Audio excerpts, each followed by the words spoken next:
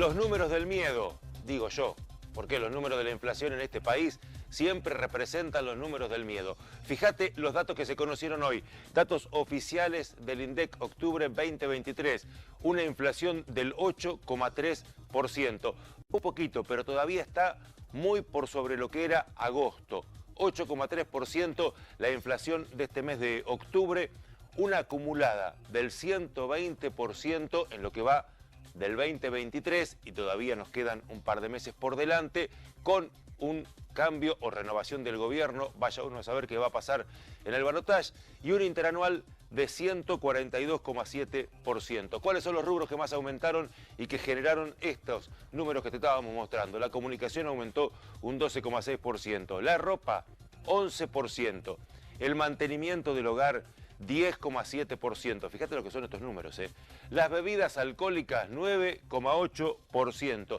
Y los alimentos, de todo esto que te estamos mostrando, lo más indispensable de todo, aumentaron un 7,7%.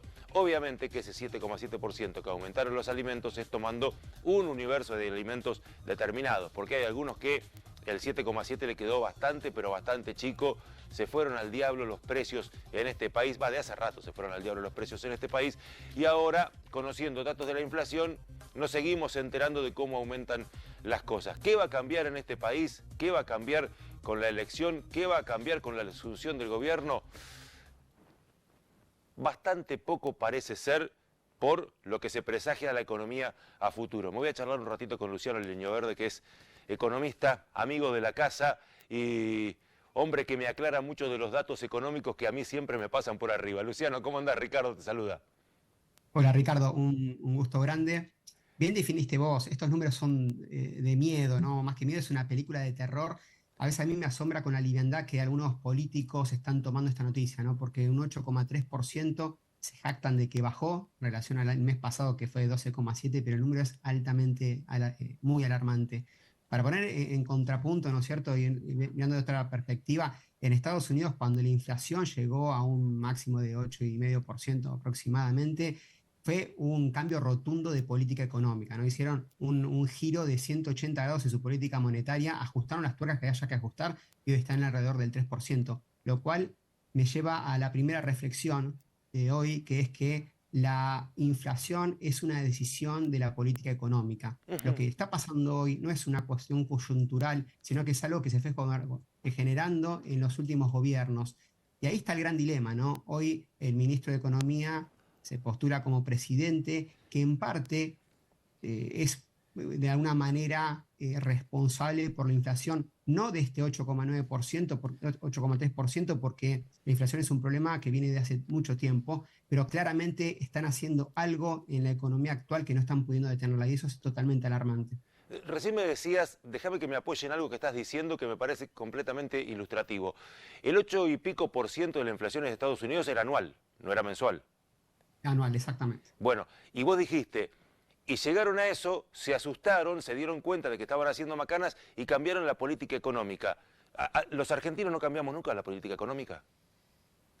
No, bueno, en cierto momento sí, ¿no? En el 2001, perdón, en los 90, con la convertibilidad, hubo un giro súper grande del manejo de política económica, pero lo que estamos viendo ahora es que en las últimas las últimas 2 décadas, el camino es el mismo. Y quiero puntualizar en esto, acá hay un problema de cómo se financia el Estado. El Estado tiene tres formas de financiarse, que es a través de impuestos, a través de deuda o a través de emisión monetaria. No hay otra. Entonces, si decidimos sobre el tamaño del Estado, tenemos que definir cómo lo vamos a pagar. Esa es la decisión de fondo. Y si no, si seguimos emitiendo, vamos a generar inflación. Problema de deuda ya tenemos y no podemos generar más. Y el problema impositivo ya está por las nubes, estamos todos saturados. Entonces, el gran problema y el gran dilema es ese. Claro, Y porque, déjame si a ver, digo, porque problema de deuda, porque uno dice problema de deuda y nos referimos a la deuda externa, pero pedirle a los japoneses para pagar la deuda externa o a los chinos para pagar la deuda externa también es tomar deuda, pero de otro lado. exactamente, seguimos con el mismo dilema que es el problema de deuda, sea de los chinos, sea del Fondo Monetario, de cualquier otra persona o institución que nos preste, es deuda que en definitiva tenemos que pagar. Y no solamente hoy, sino generaciones venideras. Y ese es el gran problema. Ahora, ¿qué pasa con la inflación y por qué es tan temeraria para todas las economías del mundo? Y bueno, porque en primera instancia afecta el bolsillo de todos nosotros. Aquel que gana en pesos está afectado por la inflación. Entonces, tenemos menos poder de compra en relación a la plata que podemos generar mes a mes. Y por el otro lado, nos afecta al ahorro. Y una economía sin ahorro está imposibilitada a invertir a futuro. Por lo tanto, afecta el crecimiento futuro de la economía. Ujú. Por eso es tan alarmante, porque afecta a los dos lados. Por un lado, a la plata que ganamos hoy, porque se diluye, y por otro lado, porque carcome nuestra posibilidad de ahorro. Déjame que te pregunte algo de un tema que hablamos siempre con vos, no lo hablamos solamente al aire, sino que lo hablamos muchas veces en privado, vos me decís siempre, hay una cuestión de confianza con la economía. Cuando yo te digo por qué tenemos que invertir en determinada moneda, vos me decís, es porque es una cuestión de confianza, no confiamos en nuestra moneda.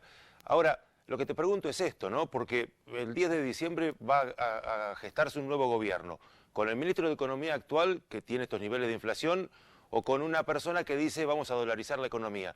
Es decir, ¿vamos a seguir sin confiar? Ayer se dio en el debate justamente una oportunidad para que entre los dos interactuaran y explicaran mejor, ¿no? Milei pudo preguntarle a Massa cómo iba a bajar la inflación y Massa al revés, qué efecto iba a tener la dolarización.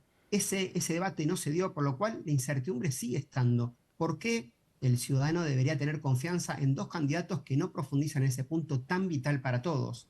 Así es muy difícil generar confianza cuando ni siquiera se dialoga en profundidad sobre las propuestas venideras. Entonces, lo que hay que hacer es mirar para atrás. En el caso de Massa, en mi opinión, hay que ver qué hizo para poder proyectar para adelante. En el caso de Milei, hay que intentar de alguna manera caer en la confianza ciega. Ahora, económicamente se sabe ya puntualmente que la dolarización es muy poco probable de que vaya a ocurrir de un momento para otro. Todo lo contrario, tiene que primero estabilizar la economía para poder hacerlo.